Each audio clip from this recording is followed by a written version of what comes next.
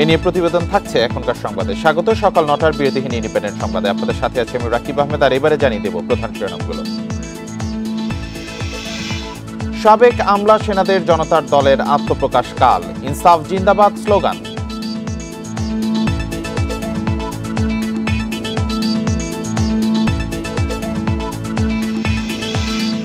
তুলসীর বক্তব্যে উদ্বেগ সরকারের, যুক্তরাষ্ট্রের সঙ্গে সম্পর্কে প্রভাব দেখছেন না উপদেষ্টা।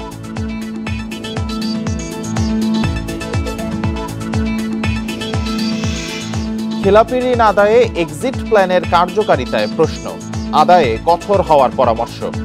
এই ঈদে জামা জুতো অ্যাক্সেসরিজের ডিসকাউন্ট। শিরোনামের পর এবার জানাবো বিস্তারিত খবর। ইনসাফ জিন্দাবাদ স্লোগান নিয়ে আগামীকাল আত্মপ্রকাশ করতে যাচ্ছে নতুন আরেকটি রাজনৈতিক দল। সাবেক সেনা কর্মকর্তা, সাবেক আমলারা এই দল গড়ার উদ্যোগ নিয়েছে। দলটির চেয়ারম্যান অবসরপ্রাপ্ত ব্রিগেডিয়ার জেনারেল শামীম কামাল জানিয়েছেন, দেশের আপামর জনতার জন্য এই দলে যোগ দেওয়ার সুযোগ রয়েছে।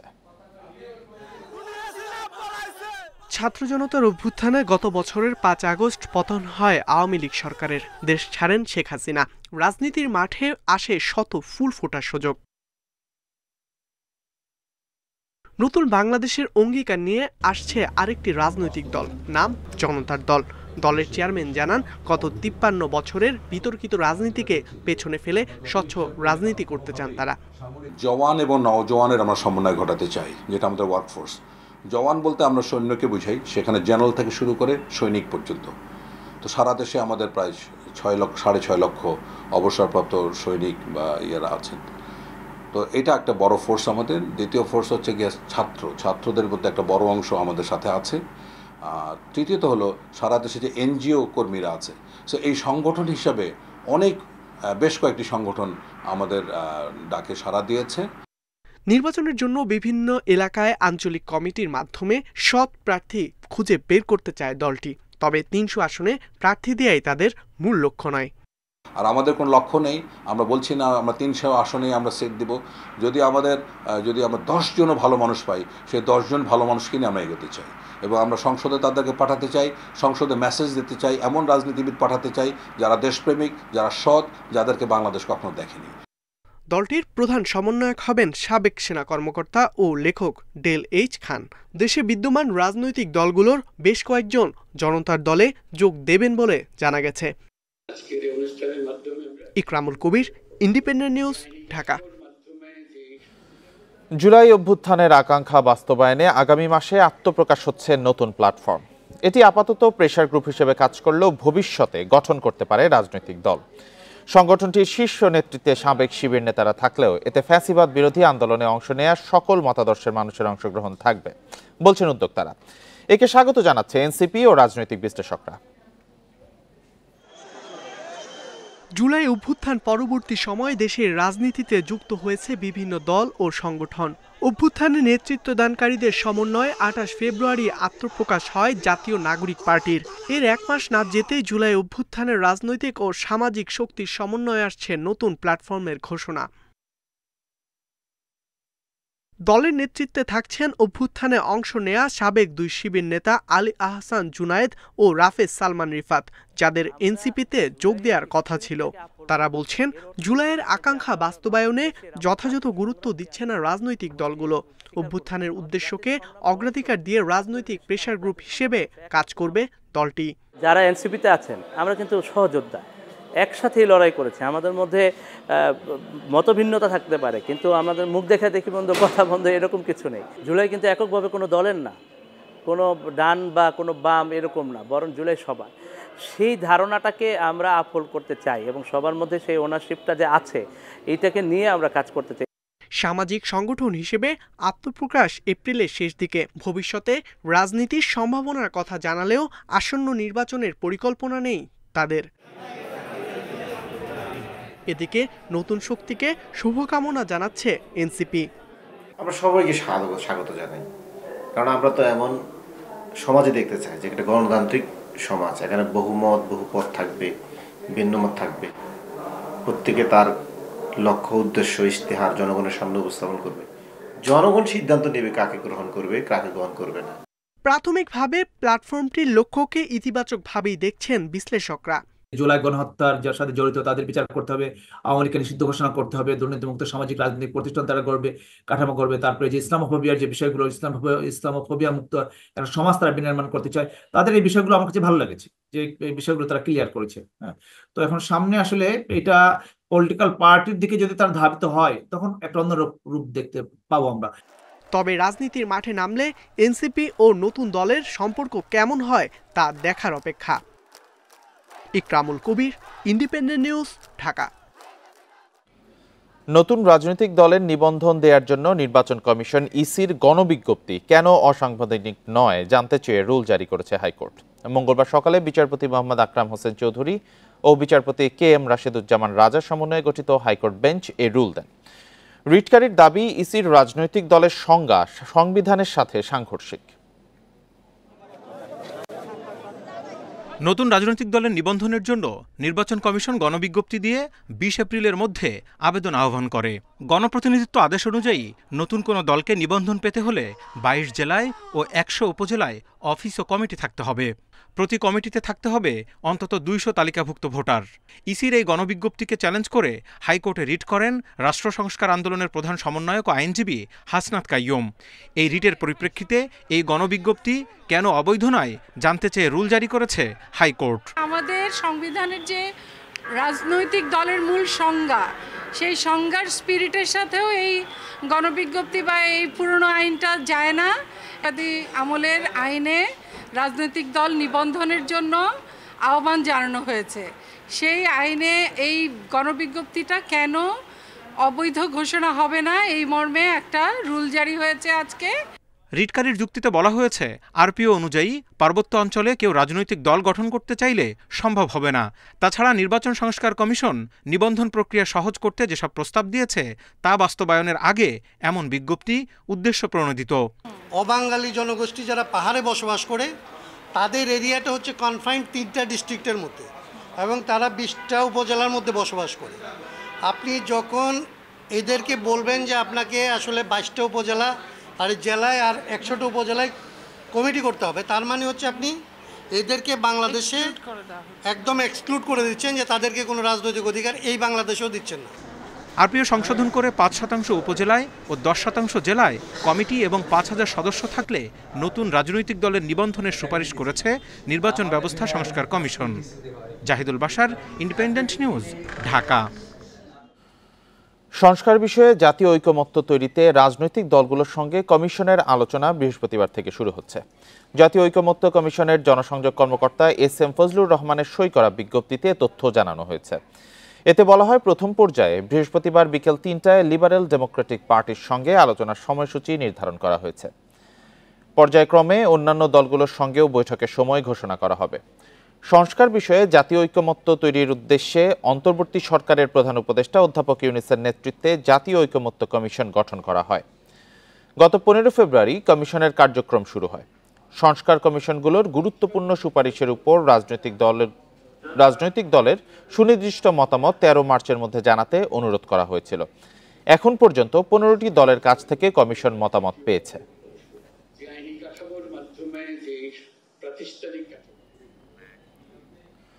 জনগণের সরকার প্রতিষ্ঠা করতে সবাইকে ঐক্যবদ্ধ থাকতে হবে বলে মন্তব্য করেছেন বিএনপি নেতারা। তারা বলছেন, ফ্যাসিবাদ যেন মাথা চারা না দিতে পারে, সেজন্য সবাইকে সজাগ থাকতে হবে। মঙ্গলবার দুপুরে টিএসসিতে ছাত্রদলের হিফজুল কোরআন ও কোরআন তেলাওয়াত প্রতিযোগিতার পুরস্কার বিতরণী অনুষ্ঠানে তারা এই কথা বলেন।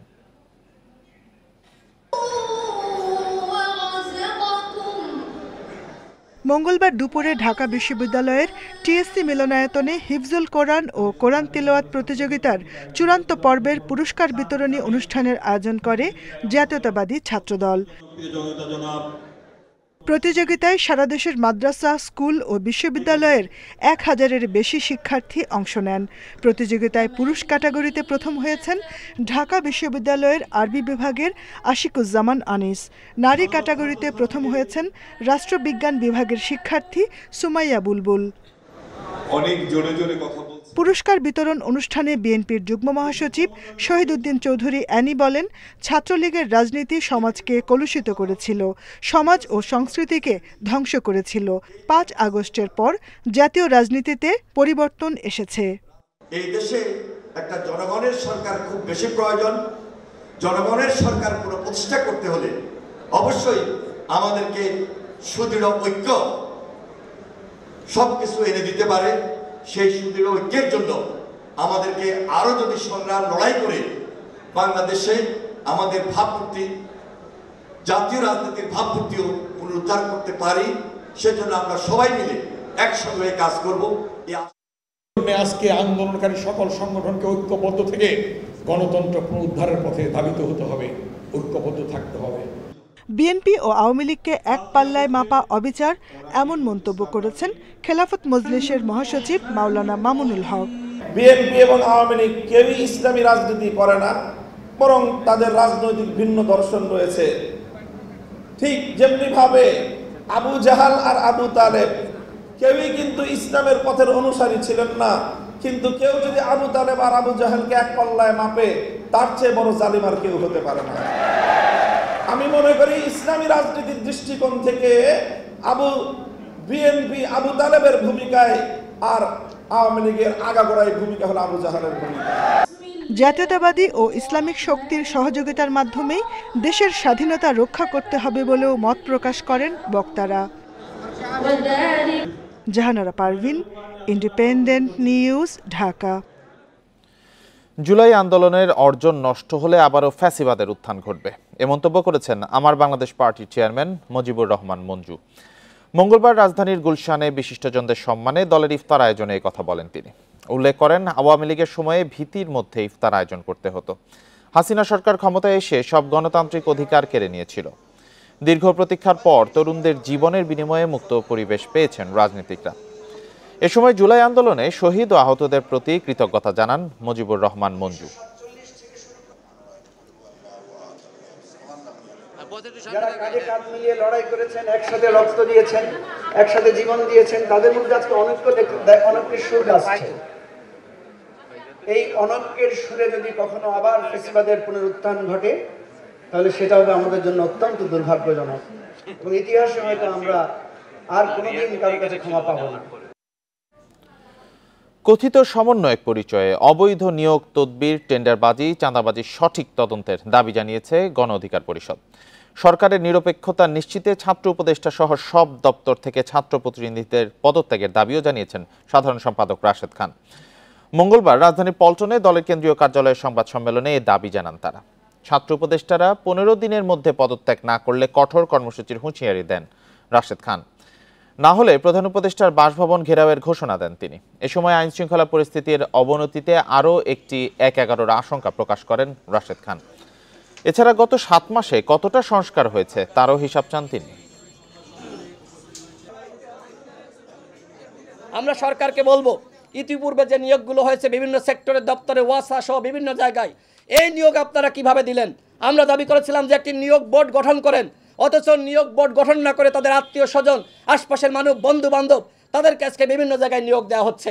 এই হচ্ছে সরকারের রাষ্ট্র সংস্কার। এইভাবে রাষ্ট্র সংস্কার হতে পারে না। বাংলাদেশের সংখ্যালঘুদের উপর হামলার বিষয়ে যুক্তরাষ্ট্রেও ভুল তথ্য ছড়াচ্ছে।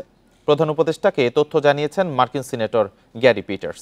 মঙ্গলবার দুপুরে রাষ্ট্রীয় অতিথি ভবন যমুনায় বৈঠক হয় তাদের। সিনেটর পিটার্স জানান, বাংলাদেশি বংশোদ্ভূত সংখ্যালঘুরা এ নিয়ে উদ্বেগ প্রকাশ করেছেন। গ্যারি পিটার্স উল্লেখ করেন, বাংলাদেশে সংখ্যালঘুদের উপর হামলা নিয়ে বহু ভুল তথ্য ছড়িয়েছে। এর কিছু অংশ যুক্তরাষ্ট্র প্রচার পেয়েছে। এ সময় অধ্যাপক ইউনুস বলেন, তার সরকার সব নাগরিকের মানবাধিকার রক্ষায় অঙ্গীকারবদ্ধ। 5 আগস্টের পর ধর্মীয় কারণে নয়, রাজনৈতিক কারণে কিছু হামলার ঘটনা ঘটে। এদিকে রাষ্ট্রীয় অতিথি ভবন পদ্মায় পররাষ্ট্র উপদেষ্টার সঙ্গে সৌজন্য সাক্ষাৎ করেছেন গ্যারি পিটার্স। দ্বিপাক্ষিক এ বৈঠকে বাণিজ্য, বিনিয়োগ, উন্নয়ন সহযোগিতা ও সাইবার নিরাপত্তা নিয়ে আলোচনা হয়।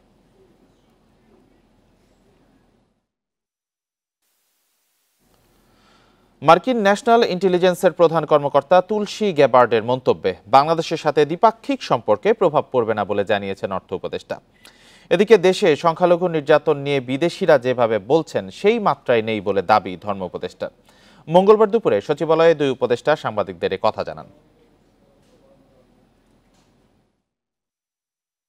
ভারত সফররত মার্কিন ন্যাশনাল ইন্টেলিজেন্সের প্রধান কর্মকর্তা তুলসী গ্যাবার্ড সোমবার দেশটির সংবাদ মাধ্যম এনডিটিভিকে বলেন, ধর্মীয় সংখ্যালঘুদের ওপর নিপীড়ন নির্যাতন মার্কিন সরকার ও ট্রাম্প প্রশাসনের জন্য প্রধান উদ্বেগের বিষয় হয়ে দাঁড়িয়েছে। বাংলাদেশে ইসলামী চরমপন্থা মাথাচাড়া দিতে পারে বলেও উদ্বেগ প্রকাশ করেন তিনি। তুলসী গ্যাবার্ডের এমন মন্তব্যে উদ্বেগ প্রকাশ করে অভিযোগ ভিত্তিহীন বলে জানায় প্রধান উপদেষ্টার কার্যালয়। তার এমন মন্তব্য বিভ্রান্তিকর এবং বাংলাদেশের ভাবমূর্তির জন্য ক্ষতিকর বলছে প্রধান উপদেষ্টার দপ্তর। মঙ্গলবার সচিবালয়ে এ নিয়ে সাংবাদিকদের সাথে কথা বলেন অর্থ উপদেষ্টা। বলেন, যুক্তরাষ্ট্রের গোয়েন্দা প্রধান যে মন্তব্য করেছেন তাতে যুক্তরাষ্ট্রের সাথে বাংলাদেশের অর্থনীতিতে বহুপাক্ষিক বা দ্বিপাক্ষিক সম্পর্কে প্রভাব পড়বে না।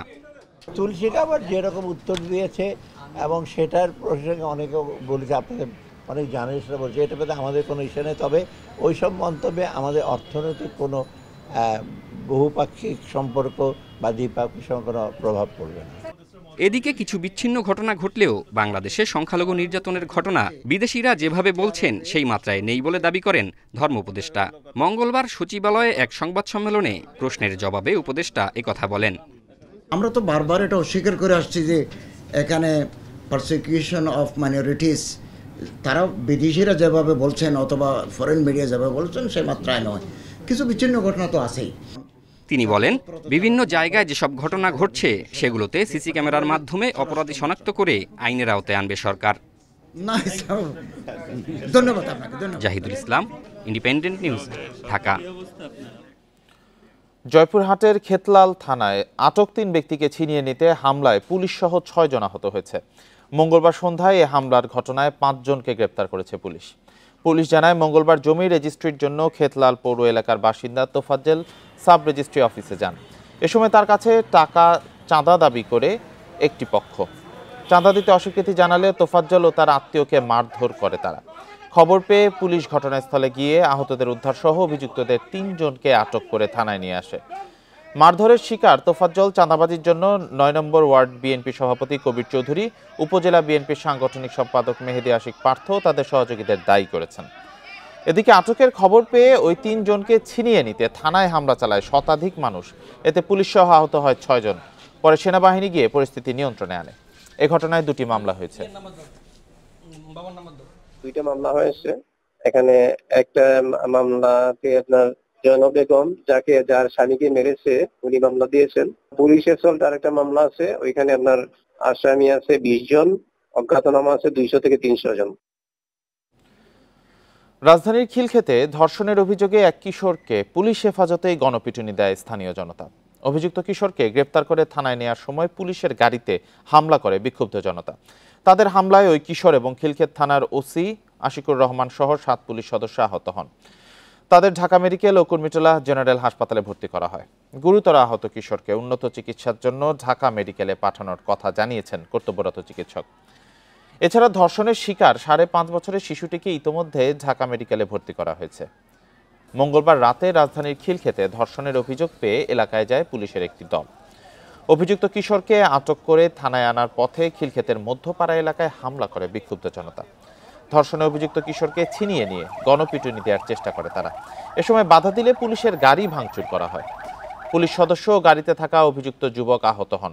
পরে অতিরিক্ত পুলিশ গিয়ে পরিস্থিতি নিয়ন্ত্রণে আনে ও সেনাবাহিনী মোতায়েন হয়। এ ঘটনায় 2টি মামলা করেছে পুলিশ। থানায় নিয়ে আসার পথে ওদেরকে বুঝাই টুজায় নিয়ে আসছে, কিন্তু ওইটা ছিল খিলক্ষেত বাজারের পিছনে। ওরা ফোন করে খিলক্ষেত বাজারে কোনোভাবে এটা মেসেজটা পাঠাইছে, ওই রাস্তাটা কিন্তু চিকন। তো বাই দিস টাইম খিলক্ষেত বাজারের অনেক লোকজন জমায়েত হয়ে রাস্তা ব্লক দিয়ে গাড়ি আটকায় ফেলছে। তখন উভয় পক্ষ থেকে 2 পাশ থেকে লোক আসছে, গাড়ি মাঝখানে পড়ছে। এরা গাড়িতে উঠে গাড়ি ভাঙচুর করছে, আমাদের পুলিশ সদস্যদেরকে মারপিট করছে, গ্লাস ভাঙে ফেলছে, গাড়িটার ওই সামনের উইন্ডশিল্ড পুরাটা ভাঙছে।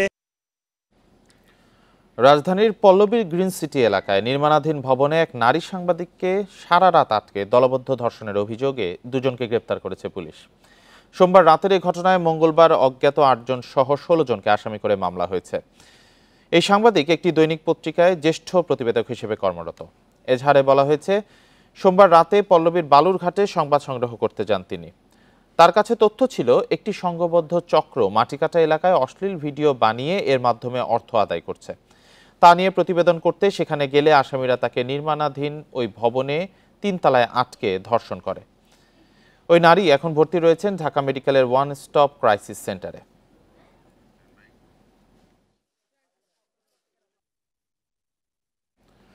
বরগুনায় স্কুল পড়ুয়া কিশোরীকে ধর্ষণ ও তার বাবাকে হত্যার ঘটনায় ভুক্তভোগী ও তার পরিবারকে নিরাপত্তা নিশ্চিতের নির্দেশ দিয়েছে হাইকোর্ট। একই সাথে শিশুটির সার্বিক বিষয় দেখভালে একজন সমাজসেবা অফিসার নিয়োগের আদেশ দেওয়া হয়েছে। মঙ্গলবার বিচারপতি ফারাহ মাহবুব ও বিচারপতি দেবাশিস রায়চৌধুরীর বেঞ্চ এক আবেদনের প্রেক্ষিতে এই আদেশ দেয়। এতে বরগুনার ডিসি এবং এসপিকে শিশুটির পরিবারের নিরাপত্তা নিশ্চিতের নির্দেশ দেওয়া হয়। 4 মার্চ বরগুনায় 7ম শ্রেণীর এক কিশোরীকে বখাটে সিজিত রায়ের নেতৃত্বে কয়েকজন অপহরণ করে ধর্ষণ করে। একদিন পরে একটি পার্কে ফেলে রেখে যায়। এই ঘটনায় কিশোরীর বাবা সিজিত রায় সহ দুজনের নামে ধর্ষণের মামলা করেন। পরদিন স্থানীয়রা দুজনকে ধরে পুলিশে দেয়। এ ঘটনার পর থেকে কিশোরীর পরিবারকে মামলা তুলে নিতে ভয়ভীতি দেখায় আসামি পক্ষ। এরপর 11 মার্চ কর্মস্থলে গিয়ে নিখোঁজ হন ওই কিশোরীর বাবা। পরে তার মরদেহ মেলে বাড়ির পাশের একটি ঝোপে।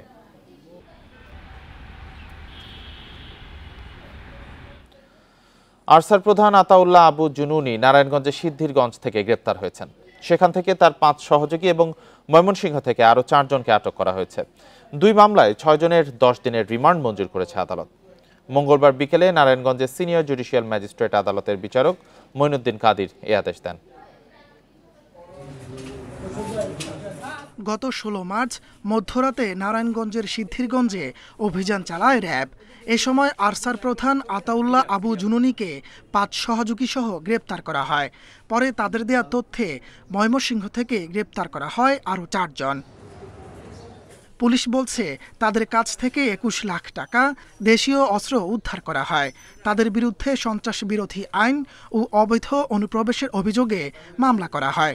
কারাগার থেকে আয়ুর প্রয়োজনে তাদেরকে জিজ্ঞাসাবাদের জন্য সংশ্লিষ্ট থানায় নিয়ে যাবে। আমি আতাউল্লাহর বিরুদ্ধে একাধিক মামলা আছে, এটা ওই আয়ু যাচাই বাছাই করতেছি। গ্রেপ্তারকৃতদের মঙ্গলবার নারায়ণগঞ্জের সিনিয়র জুডিশিয়াল ম্যাজিস্ট্রেট আদালতে তোলে পুলিশ। 2 মামলায় আসামিদের 20 দিনের রিমান্ড চাইলে 10 দিন মঞ্জুর করে আদালত। দেশের বিভিন্ন জায়গায় ছড়ায় ছিটিয়ে তারা বিভিন্ন গুপ্তচরের মাধ্যমে রাষ্ট্রের ক্ষতি করার জন্য, ষড়যন্ত্র করার জন্য একটা অশুভ পায় ধরার চেষ্টা করে। পুলিশ গোপন সূত্রে সংবাদ পাইয়া তাদেরকে ধৃত করে। গ্রেপ্তার হওয়াদের মধ্যে একজন বাংলাদেশি রয়েছে বলে জানিয়েছে পুলিশ। Independent news. খেলাপি ঋণ আদায়ে বাংলাদেশ ব্যাংকের এক্সিট পলিসি তেমন কাজে আসবে না বলে মনে করেন ব্যবসায়ী নেতারা। এর পুরোপুরি সুবিধা পেতে এককালীন শোধের পরিমাণ কমানোর পাশাপাশি আন্তর্জাতিক মানের এক্সিট পলিসি চান তারা। তবে বিশ্লেষকরা বলছেন, প্রকৃত ক্ষতিগ্রস্তের আড়ালে এই সুবিধার কেউ যাতে অপব্যবহার করতে না পারে সে ব্যাপারে নিয়ন্ত্রক সংস্থাকে কঠোর হতে হবে। খেলাপি ঋণের পরিমাণ বেড়েই চলেছে ব্যাংক খাতে। বাংলাদেশ ব্যাংকের সর্বশেষ তথ্য মতে গেল ডিসেম্বর পর্যন্ত খেলাপি ঋণের পরিমাণ ছাড়িয়েছে প্রায় 3.5 লাখ কোটি টাকা। এমন বাস্তবতায় খেলাপি ঋণ পরিশোধে এক্সিট প্ল্যান চান ব্যবসায়ীরা। ব্যবসায়ীদের দাবির মুখে সম্প্রতি অনাদায়ী ঋণ আদায় বা এক্সিট সংক্রান্ত নীতিমালা ঘোষণা করে বাংলাদেশ ব্যাংক। এতে বলা হয়, মোট ঋণের 5% দিয়ে এক্সিট সুবিধা নিতে পারবেন খেলাপি হওয়া ব্যবসায়ীরা। আবেদনের 2 মাসের মধ্যেই তা নিষ্পত্তি করা হবে। আগের এক্সিট প্ল্যানগুলো ছিল ওয়ান টাইম এক্সিট প্ল্যান, পারপাসিভলি করা হয়েছে। আর এটা হচ্ছে ফর এভার, অর্থাৎ এই একটা এক্সিট প্ল্যান করা হয়েছে, এটা যে কোনো সময় যে কেউ এটা সুবিধা নিতে পারে। তো এক্সিট প্ল্যানের এটা রাখা হয়েছে এই জন্য যে অনেকগুলো কোম্পানি এমন অবস্থায় গেছেন যে তারা আসলে নতুনভাবে রিভাইভ করে এই কোম্পানিটা তা আবার তার কার্যধারায় ফিরতে সক্ষম না। তবে বাংলাদেশ ব্যাংকের এক্সিট নীতিমালায় সন্তুষ্ট নয় ব্যবসায়ীরা। উন্নত দেশগুলোর সাথে মিল রেখে অর্থের পরিমাণ ও মেয়াদ নির্ধারণের দাবি তাদের। বিগ ইন্ডাস্ট্রি যদি হয় সেখানে আপনারা 2% ডাউন পেমেন্টের করেন এবং 12 বৎসরে এটা রিপেমেন্টের ব্যবস্থা করেন এবং 1 বছর মনিটরিয়াম পিরিয়ড দেন। বিশ্লেষকরা বলছেন এমন নীতিমালার ব্যবহার করে কেউ যাতে অনৈতিক সুবিধা নিতে না পারে সে ব্যাপারে সতর্ক থাকতে হবে নিয়ন্ত্রণ সংস্থাকে। কিছু এক্সিট পলিসি দরকার, এটা ব্যবসা ক্ষেত্রে হোক ঋণের ক্ষেত্রে হোক, কিন্তু একই সাথে এইটার অপব্যবহার করে কেউ টাকা পাচার করে নিয়ে গেল, চুরি করে নিয়ে গেল এবং সেখান থেকে দায় মুক্তি নিয়ে গেল, সেই বিষয়টা যেন না হয়। বড় শিল্প প্রতিষ্ঠানের ক্ষেত্রে এক্সিট পলিসির সময়সীমা 3 বছরের পরিবর্তে সর্বোচ্চ 10 থেকে 12 বছর পর্যন্ত করার দাবি শিল্প উদ্যোক্তাদের। Shafil Alam Sujan, independent news, Dhaka. আসছে বাজেটে বাড়বে ব্যক্তি শ্রেণীর করের সর্বোচ্চ হার, পাশাপাশি করমুক্ত আয়ের সীমাও বাড়ানোর ইঙ্গিত দিয়েছেন জাতীয় রাজস্ব বোর্ডের চেয়ারম্যান। মঙ্গলবার রাজস্ব ভবনে প্রাক বাজেট আলোচনায় এসব তথ্য জানান তিনি। এ সময় ঢাকা চেম্বারের নেতারা ব্যক্তি করমুক্ত আয়ের সীমা 5 লাখ টাকা করার দাবি জানান।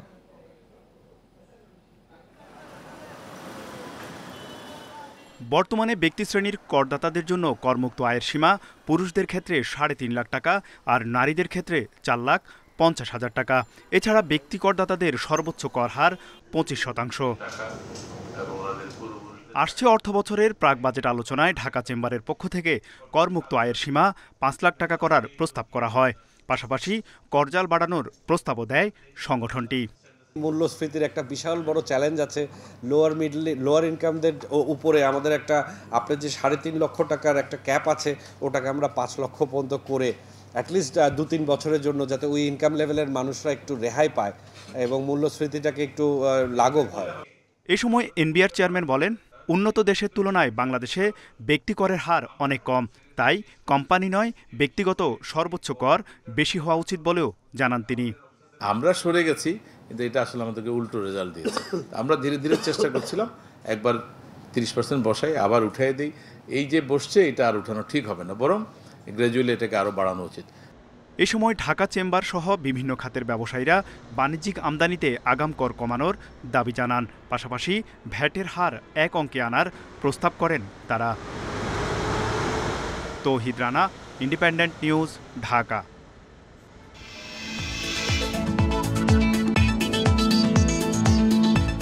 অবশেষে সব উদ্বেগ উৎকণ্ঠার অবসান। পৃথিবীতে ফিরলেন মহাকাশ স্টেশনে 9 মাস আটকা থাকা 2 নভোচারী বুচ উইলমর ও সুনিতা উইলিয়ামস। তাদের ফিরিয়ে এনেছেন স্পেস এক্সের নভোযান ক্রু ড্রাগন। 17 ঘন্টার সেই যাত্রা শেষে স্থানীয় সময় মঙ্গলবার বিকেল 5:57 যুক্তরাষ্ট্রের ফ্লোরিডা উপকূলে নামেন বুচ ও সুনিতা।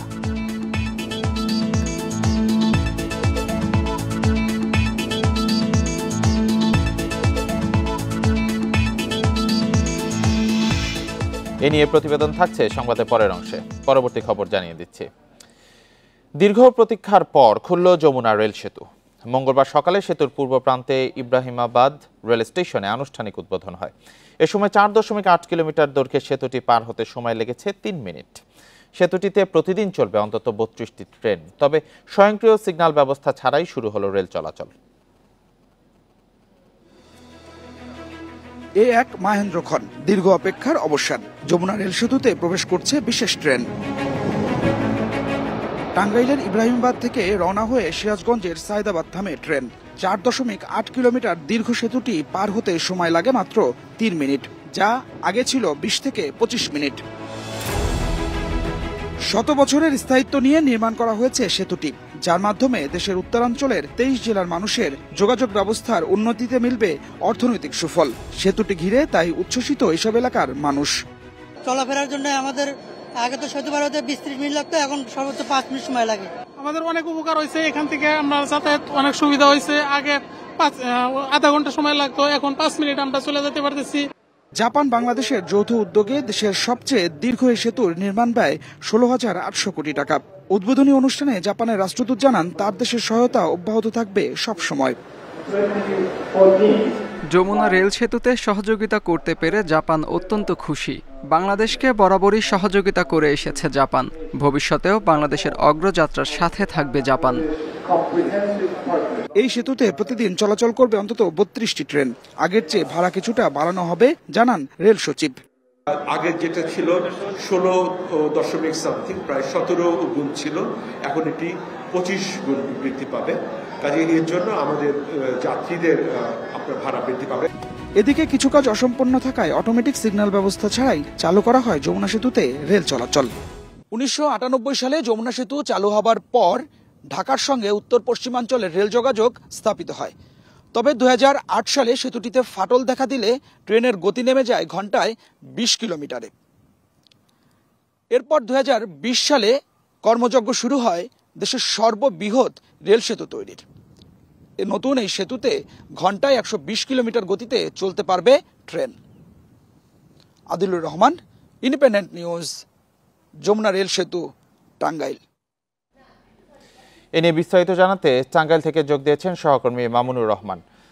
মামুন, সেতুতে চলাচলের কোনো সমস্যা বিঘ্ন রয়েছে কিনা, কেমন দেখছেন পরিস্থিতি? নবদিগন্তের সূচনা সূচিত হয়েছে এমনটি কিন্তু যারা এই ট্রেনে চলাচল করছে তাদের মুখ থেকেই শোনা।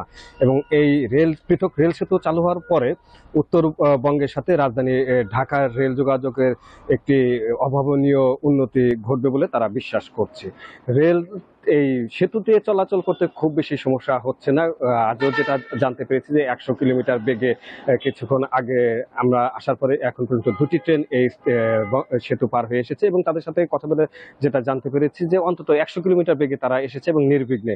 এবং সে সময় যেসব যাত্রী ছিল তাদের সাথে কথা বলেছি, তারা বেশ উচ্ছ্বসিত, কিন্তু সমস্যা কিন্তু এখনো পুরোপুরি শেষ হয়নি। আপনি জানেন যে এই সেতুটি 2 লেন থাকলেও ইব্রাহিমাবাদ স্টেশন, যেটা টাঙ্গাইলের এই অংশে, এখান থেকে জয়দেবপুর পর্যন্ত যে রেল লাইনটি সেটা কিন্তু এখনো সিঙ্গেল লেনই রয়েছে।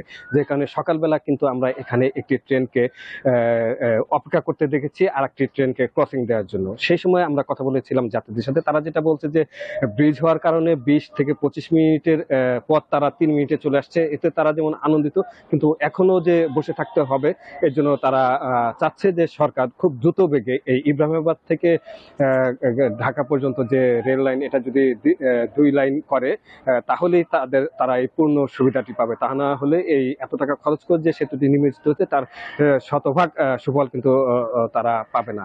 তো তারা চাচ্ছে যে দ্রুততম সময়ের মাঝে এই অংশটি 2 লাইন বিশিষ্ট করা হোক, তাহলে এই সেতু যে কারণে করা হয়েছে সেই সুযোগ সুবিধাটি তারা পাবে। উত্তরবঙ্গের সাথে রাজধানীর যোগাযোগ যেমন বাড়বে, সেই সাথে অর্থনৈতিক উন্নয়ন ঘটবে।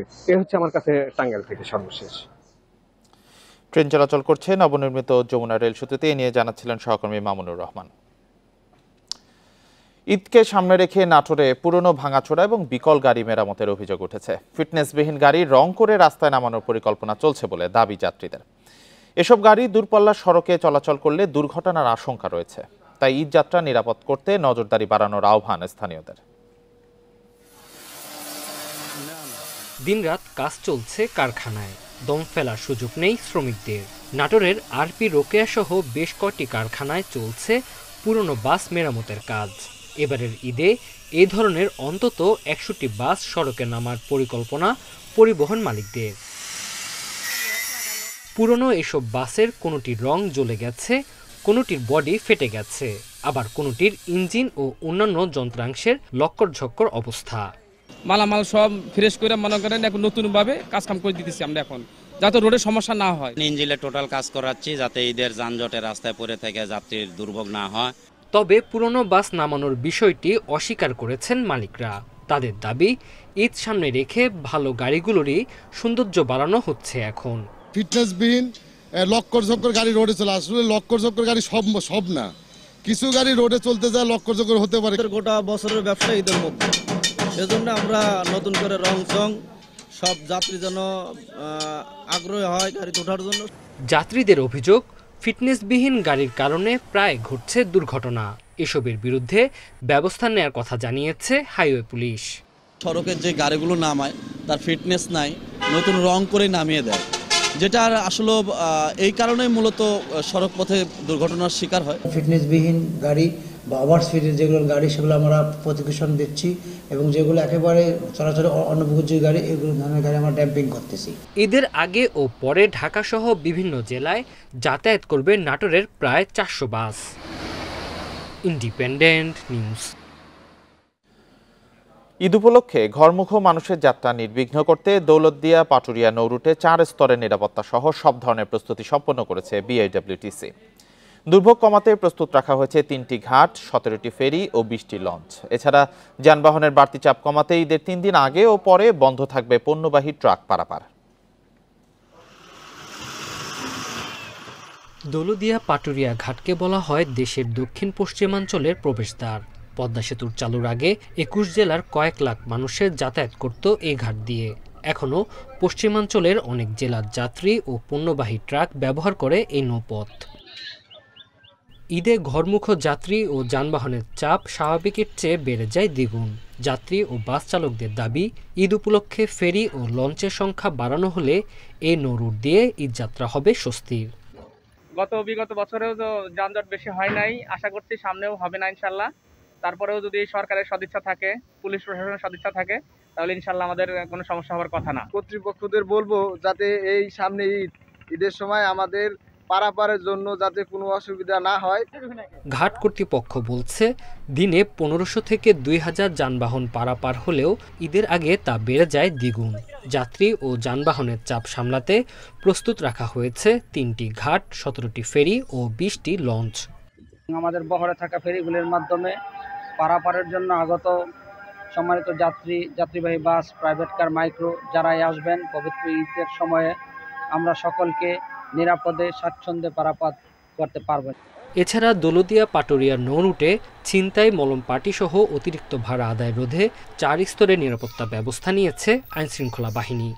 এই রাস্তায় যেন কোনো ধরনের অপ্রীতিকর কোনো ঘটনা না ঘটে, কোনো ধরনের ছিনতাই বা চাঁদাবাজি না হয়, সেটাকে লক্ষ্য রেখেই আমরা ব্যাপক ফোর্স মোতায়েন করব সেখানে। যানবাহনের বাড়তি চাপ কমাতে ঈদের 3 দিন আগে ও পরে বন্ধ থাকবে পণ্যবাহী ট্রাক পারাপার। Independent news. সব শ্রেণী পেশার মানুষের পদচারণায় মুখরিত হয়ে উঠেছে রাজধানীর নিউ মার্কেট। নানা সামগ্রীর পসরা সাজিয়ে বসেছে মার্কেট ও আশেপাশের ছোট বড় দোকানগুলো। পছন্দের পোশাক আশাক কিনতে ঘুরে দেখছেন ক্রেতারা। ঈদ উল ফিতর ঘিরে জমে উঠেছে রাজধানীতে শপিংয়ের পুরনো এলাকা নিউ মার্কেট ও গাউসিয়া। সময় এগিয়ে আসার সাথে মার্কেটগুলোতে বাড়ছে বেচাকেনাও। সকাল থেকেই ক্রেতাদের উপস্থিতি আর বিক্রেতাদের হাঁকডাকে মুখর সব দোকানপাট। দরদাম করে সাধ্যের মধ্যে পণ্য কেনা সম্ভব হয় বলেই নগরীর সব শ্রেণী পেশার মানুষের অন্যতম পছন্দ নিউ মার্কেট। সব ধরনের দামের মধ্যেই কেনা যায়, সব বাজেটের মধ্যেই। নিউ মার্কেটে হচ্ছে নিত্য প্রয়োজনীয় জিনিসগুলো অ্যাভেলেবেল পাওয়া যায়। দাম মোটামুটি ঠিক আছে, কিন্তু অত্যাধিক কাস্টমারের কারণে কথা বলতে পারি না। প্রতিবারের মতো এবারও ঈদ বাজারে এসেছে বৈচিত্র্যময় পোশাক। বরাবরের মতো নারী ও শিশুদের পোশাকের চাহিদা বেশি। এছাড়া ছেলেদের পাঞ্জাবি, শার্ট, মেয়েদের শাড়ি, 3 পিস, জুয়েলারি সহ সব দোকানেই আছে ক্রেতা সমাগম। এইবার ঈদে হচ্ছে পাকিস্তানি ড্রেসটা বেশি বের হয়েছে, যেটার দামও প্রচুর হাই রেঞ্জে আছে। দামটা একটু মনে হয় বেশি। আর আসছি বাবার জন্য পাঞ্জাবি কিনতে। কেউ গজ কাপড়ের দিকে ছুটছে, এটা হচ্ছে যে মানে ও নিজে বানাবে, আর কেউ রেডিমেডের দিকে ছুটছে। বিক্রেতারা জানান শিশুদের পোশাক, 3 পিস ও অলংকারের চাহিদা বেশি। এছাড়া সামনে গরম আসতে থাকায় ভারী পোশাকের বদলে সুতি পোশাকই ক্রেতাদের চাহিদার শীর্ষে। লোনটাই বেশি চাচ্ছে সবাই। আর রাবিজের জন্য যে জয়পুরি 3 পিস আমি যেটা সেল করি, এটা খুব ভালো চলতেছে। হোয়াইট কালারটা বেশি চলছে গরমের জন্য। এদিকে মার্কেটের নিরাপত্তা ব্যবস্থায় ঢাকা মেট্রোপলিটন পুলিশ গাউসিয়া মার্কেটের সামনে বসিয়েছে নিরাপত্তা বুথ, দিচ্ছে তথ্য সহায়তা। আনোয়ার সাদাত নূর, ইন্ডিপেন্ডেন্ট নিউজ, ঢাকা। আর এই ছিল সকাল 9টার বিরতিহীন ইন্ডিপেন্ডেন্ট সংবাদে। ইন্ডিপেন্ডেন্ট টেলিভিশনের সব খবর আরো বিস্তারিত জানতে চোখ রাখুন ফেসবুক, ইউটিউব ও এক্সে। এতক্ষণ যারা সাথে ছিলেন ধন্যবাদ সবাইকে। আমন্ত্রণ আমাদের পরের আয়োজনে।